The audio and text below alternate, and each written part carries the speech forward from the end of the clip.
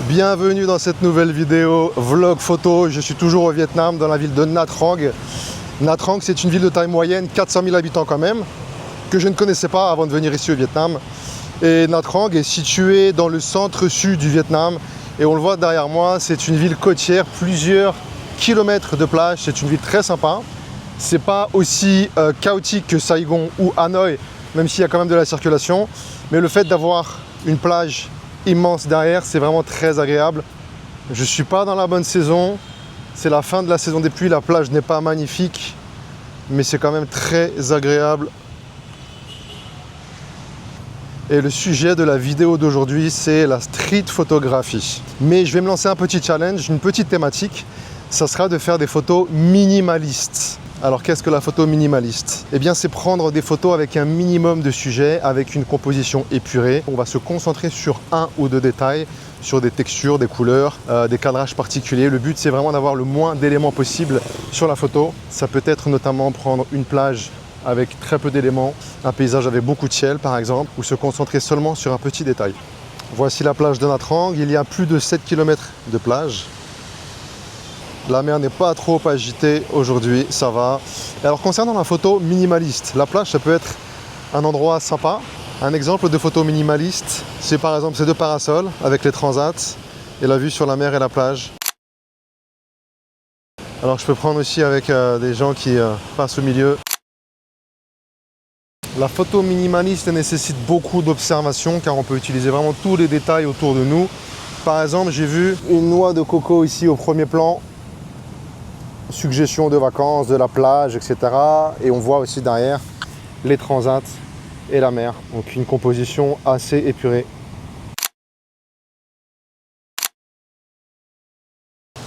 Alors la photo minimalisme, ça peut être se concentrer sur des détails aussi. Les détails sur la plage, ça peut être des bricoles qui traînent sur le sable. Ça peut être ça. À moi de jouer sur une belle composition. Donc je peux le décaler à droite, à gauche, je peux le déplacer en haut pour équilibrer avec le ciel, ne pas se précipiter pour prendre la photo, prendre son temps. On a la chance avec le numérique de pouvoir tester, prendre plusieurs photos et si ça ne nous plaît pas, on recommence.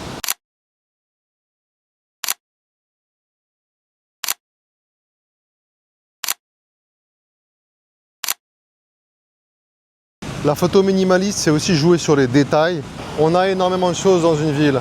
Là, en observant bien, j'ai des panneaux de signalisation, j'ai des drapeaux, j'ai des marches colorées, j'ai des voitures colorées, j'ai un contraste entre les arbres et les bâtiments. J'ai également les passages piétons, blancs ou là-bas jaunes. L'idée, c'est donc de se concentrer sur des détails. Zoomer, alors pas vraiment zoomer parce que j'ai pris mon 50 mm, donc focale fixe.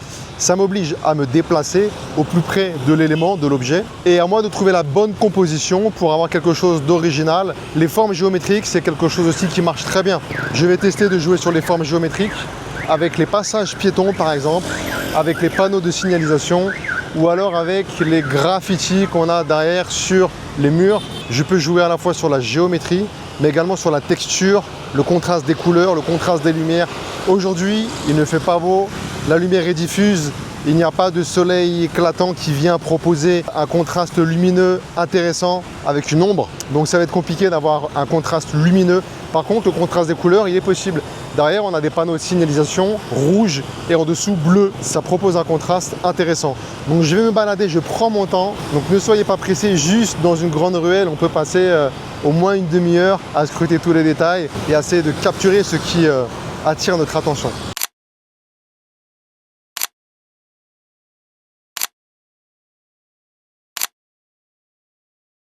J'adore ces lignes-là. Je peux me décaler sur le côté et jouer avec la ligne horizontale et la ligne verticale. Ou alors je peux me centrer et attendre également aussi un élément éventuellement.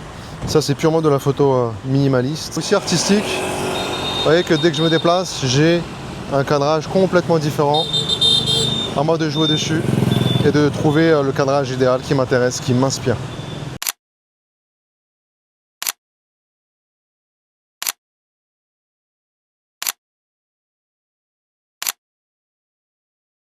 Ici, j'ai une texture très sympa. Les murs usagés sont toujours plus intéressants que les murs tout neufs.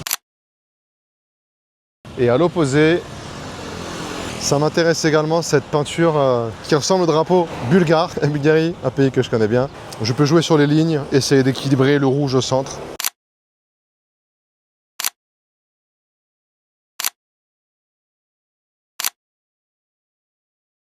Parfois en street photo, on peut être perdu. Là, c'est mon cas un petit peu. Je me balade. En fait, j'ai tellement de possibilités, tellement d'éléments que je ne sais pas où concentrer mon attention.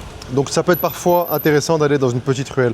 Là, je m'enfonce dans une petite ruelle. Il faut vraiment observer, analyser. Et ça, c'est quelque chose qu'on peut également faire sans appareil photo. Pour aiguiser notre œil, quand on se balade dans une ville, on observe et on imagine la photo idéale qu'on pourrait prendre dans tel ou tel endroit de tel ou tel objet. Et au détour d'une petite ruelle, j'ai trouvé une autre petite ruelle avec les drapeaux derrière, 2 petits drapeaux, et avec un fond vert, très joli. Et après, c'est des petits objets vraiment très banals. Voilà, par exemple, ça me fait penser à un robot avec la petite plante qui résiste malgré le bétonnage. Ça raconte quelque chose. L'idée avec ce mur, ou plutôt avec ces murs, c'est de jouer sur le contraste de texture et de couleur. Vous voyez que le mur est carrelé de 2 manières différentes ici, également ici. Alors là, c'est pas du carrelage. Et il y en a beaucoup un peu partout dans la ruelle.